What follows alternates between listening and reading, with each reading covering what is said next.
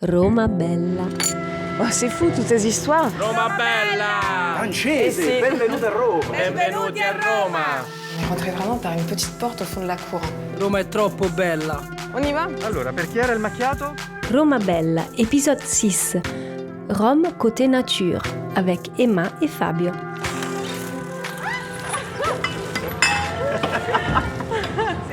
C'est les pavés, alors attends. Emma, fais gaffe. Fabio, c'est quoi cette idée de prendre des vélos avec ces pavés, ces voitures? Oui, il faut faire un peu gaffe, mais ça va être drôle, hein, je t'assure. Hein. Alors, par où on passe, du coup? Oui, tu vois, là, par là, on arrive à la Piantica. Hein. On longe la muraille. Et tu m'as dit qu'il fallait qu'on trouve une porte, c'est ça? Porta San Sebastiano. Scusi, ma qui questa è Porta San Sebastiano? Sì, questa è Porta San Sebastiano, ma Porta San Sebastiano è un nome più moderno, in realtà si chiamava Porta Appia. Elle a dit que ça, Porta San Sebastiano c'est un nom moderne, mais vraiment ça c'était Porta Appia. Ecco perché sotto ci passava la via Appia. Et je vois qu'il y a un arc juste là, à côté de nous. Ça date de quelle époque? Fa parte della costruzione delle mura aureliane, quindi della fine del III secolo d.C., diciamo 275 d.C. Oui, à l'époque d'Aurélien, c'est-à-dire plus ou moins au IIIe siècle après Jésus-Christ. Allora, la via Appia è molto più antica. La Via Appia c'est beaucoup plus ancien. La via Appia è una delle più antiche strade romane e siamo in epoca repubblicana, quando è stato conquistato poi il sud Italia. La Via Appia était construite quand les Romains ont commencé à envahir le sud d'Italie, la Méditerranée. Et donc après ça, c'est des murailles, oui. C'était fait des siècles après, mais pour défendre les... Invasion des barbares du nord, ok. Oui, oui, bien sûr. Pour l'instant, on est avec les vélos. Est-ce que c'est possible de continuer par la rue Appia Antica et d'aller voir le parc qu'il y a derrière? Oui, anzi è anche una bellissima passeggiata, vedrete molto altro sulla via Appia Antica. C'est vraiment une belle balade d'aller en vélo sulla Piantica. Ci sono le ville, Massenzio, la Villa dei Quintili, si possono vedere le tombe, le catacombe cristiane. Parce qu'il y a des villas, par exemple la Villa de Massenzio, il y a des tombes anciennes et des catacombes chrétiennes.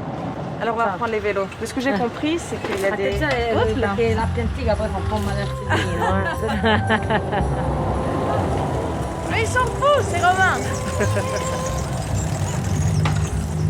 Oui, tu vas voir quelques kilomètres un peu en bas et ça va être vraiment campagne, vraiment. Alors on y va. On y va? D'ailleurs, voilà, on va là-bas, on a décidé. Roma bella. Alors, tu as vu un peu le problème de Rome, qui même dans des rues anciennes comme ça, tu as beaucoup de voitures. Au début, la Piantica, c'est un peu comme ça, c'est dangereux. Ouais. Après, ça va être tranquille, pas des voitures, mais là, c'est... Alors, oh mon Dieu, on retrouve un arbre de paix, regarde. C'est très très beau, on dirait qu'on est entouré de champs, d'arbres. On est bien en hauteur quand même. Oui, c'est cool ça. Hein? Je sais pas trop où est-ce qu'on atterrit là plus loin. Oui, regarde, il y a un panneau qui dit pour les visites, les catacombes de San Callisto. San Callisto, tu te rappelles San Callisto? Ah, À Trastevere. mais c'est vrai, c'est vrai. C'est l'église et le bar. Le fameux bar, c'est vrai, de San Callisto. Tiens, on y va, on va voir si on peut prendre un verre d'eau aux catacombes aussi. Ce chemin, il ne finit jamais. Et alors non, on vient d'arriver, en fait, on a suivi ce long chemin et on ne s'attendait absolument pas à tomber dans un endroit aussi soigné, avec, aussi beau, vraiment très beau en hauteur avec ses jardins. Oui, et bien donc ici vous êtes sur le site des catacombes de Saint-Calixte. Donc il faut savoir que c'est un des tout premiers cimetières chrétiens, ok, et que les catacombes servaient évidemment de cimetière, mais aussi de lieu de culte. C'était l'expression de leur foi. Et donc les catacombes en Italie appartiennent au Vatican.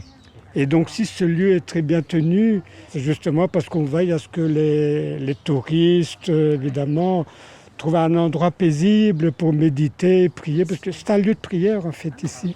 Donc c'est aussi un lieu un peu de pèlerinage. Exactement, oui, beaucoup de groupes viennent des 4 coins du monde, célèbrent l'Eucharistie à l'intérieur, après leur visite. Okay. Parce que nous sommes dans des chapelles en fait. À l'intérieur, les cryptes ont été transformées en chapelles souterraines.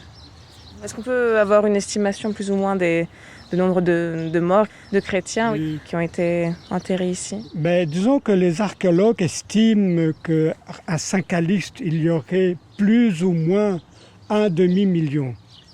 En fait, il faut savoir que les catacombes commencent vers les années 140 et vont se poursuivre pendant 300 ans environ. Et comme Saint-Calixte était le cimetière officiel de l'Église, la plupart des chrétiens seront enterrés ici. C'est ce qui explique ce nombre élevé. Oui. Donc sachez qu'ici, d'après mes connaissances, 16 papes y ont été enterrés. Donc c'est énorme. Hein. Et donc retenez que Saint-Calixte, en fait, Calixte au départ était un esclave. Il sera affranchi et donc il aura le statut de liberto. Et donc la famille lui permettra de s'instruire. Et puis Calixte, par le peuple, sera élu évêque. Vous voyez, un esclave à l'époque. Et lui, Calixte a été pape de 217 à 222. Donc c'est possible de visiter aussi les catacombes. Ah bien, les catacombes sont faites pour les visiter, bien sûr. Alors on est venu en vélo et donc on peut continuer un peu sur la Piantique. Oui, certainement. Et puis ça devient piétonnière. Donc à pied ou à vélo, c'est délicieux. Il faut y aller.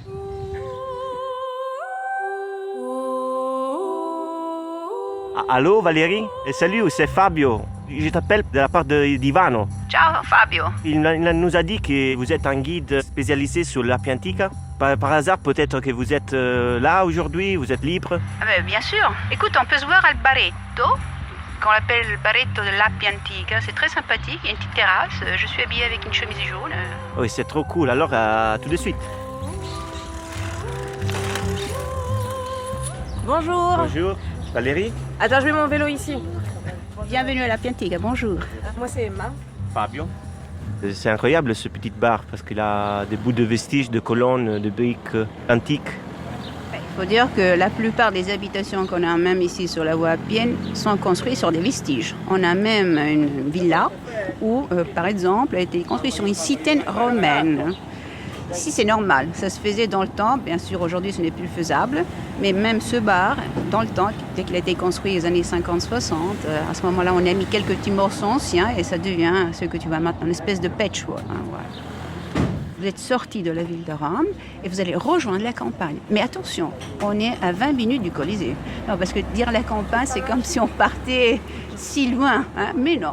Ce qui est bien à Rome, il y a beaucoup de végétation et la voie Appienne, le parc archéologique est extraordinaire. Donc, c'est une espèce de poumon dans la ville de Rome, presque. La voie Appienne a été construite au 312 avant Jésus-Christ, mais pas pour faire déplacer les gens pour une activité commerciale, mais plutôt pour le déplacement des soldats. Parce que à ce moment-là, c'est l'époque où Rome, vers le sud de sa région, commence à être embêtée par une série de tribus, de villages qui, comme dire, sont des ennemis. Et surtout, il faut chasser petit à petit les Étrusques et les Grecs. Alors, il faut descendre vers le sud de l'Italie et pour faire déplacer à ce moment-là les soldats, il fallait concevoir une voie si importante. Et après, bien entendu, petit à petit, cette voie, elle arrive jusqu'à Brindisi, ça veut dire le talon de la botte de l'Italie. Et pourquoi ? Ça ne se fait pas au hasard. Vous prenez après un bateau à Brindisi et vous arrivez en Grèce, en Orient. Alors vous voyez bien comment cette voie devient très importante de l'histoire de Rome. Et on aura dans toute l'histoire de l'Empire plus ou moins 150 000 kilomètres de voies, ou comme dire, de rues, ou quoi que ce soit. Il faut imaginer la structure des voies et des rues romaines comme des artères du corps humain. Et dans ce cas-là, alors combien de temps cela prendrait de faire tout le trajet à pied? Tout le trajet jusqu'à Brindisi, Oui. 15 jours. 15 jours, parce que si on y va à cheval, les courriers qui devaient faire les consignes du courrier, surtout si c'était l'empereur ou des gens importants, ils mettaient 7 jours. Si à ce moment-là, on ne s'arrêtait presque pas, 5 jours. Par exemple, sur une voie antique pour Jules César, entre ici et Genève, si je me souviens bien, à ce moment-là, il avait mis même pas une semaine. Il y avait une organisation incroyable, ça c'est vraiment à le savoir.